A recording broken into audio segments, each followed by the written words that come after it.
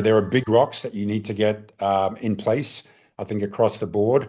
But once you sort of get into the sort of the sugar coating around the sort of the detail that let's call it the biohacker movement is going into, I mean, you really need to get what I call the big rocks in place before you even start to consider any of those things. So, but give us a I just feedback on two stories, Craig. I mean, you must have written the book.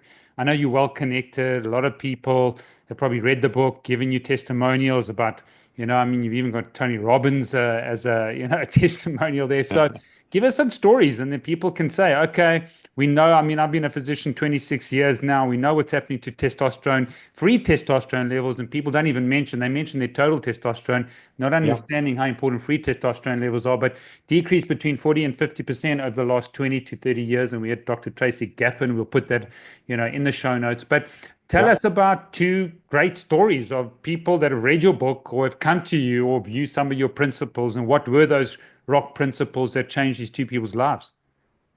Yeah, I think one was just recently, 3 weeks ago, when I was holidaying. Like randomly, a guy who I met at a cocktail party, who I'd met sort of 3 years before, and kind of remember, came up to me and literally said I changed his life.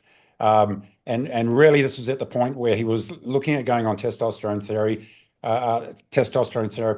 And my view on that, sort of the cliff notes around that, Steve, is that, look, I'm not against it. A lot of people think I am, but what I am against is people taking or trying to find a short fix around anything.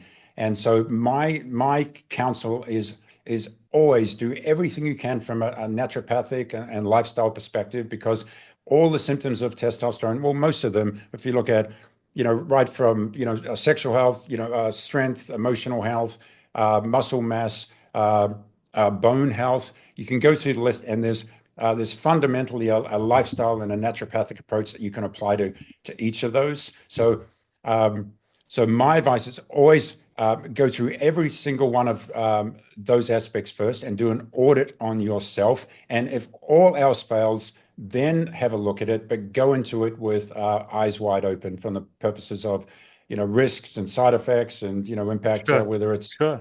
prostate cancer, cardiovascular disease, hematocrit levels, polycythemia, all of the above. And then, so that was one So what did he more say? recent one. What was the tools, or did he read the book and say, I did this, and Yeah, I got Steve, in the sun, or got weightlifting? People are going to want to know, hang on, we read the book and this guy's life's changed. What did he do specifically? yeah, this was like, I mean, the two most simplest things you can do are, one, lose weight, and then focus on your sleep.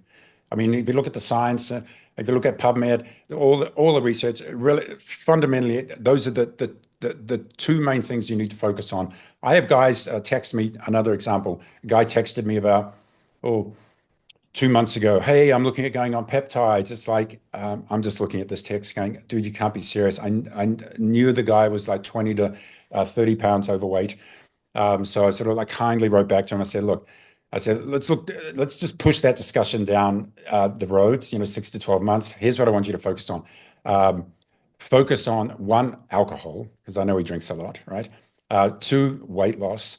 And then really, really look at focusing on your sleep, because the stats around sleep and weight loss, it's really a percentage point for a pound loss. So you can lose 15 pounds of weight, 15% increase in testosterone levels. It's just amazing.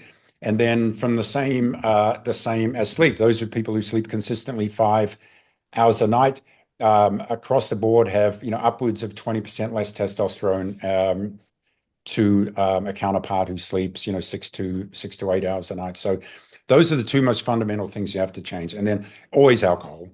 So these are the big rocks before you get to peptides and TRT and rapamycin and just name them, right? Go down the Huberman or Atia hole, rabbit hole. Really focus on the big rocks. But the problem is here, like everywhere, but mostly here in the United States, people want an easy fix.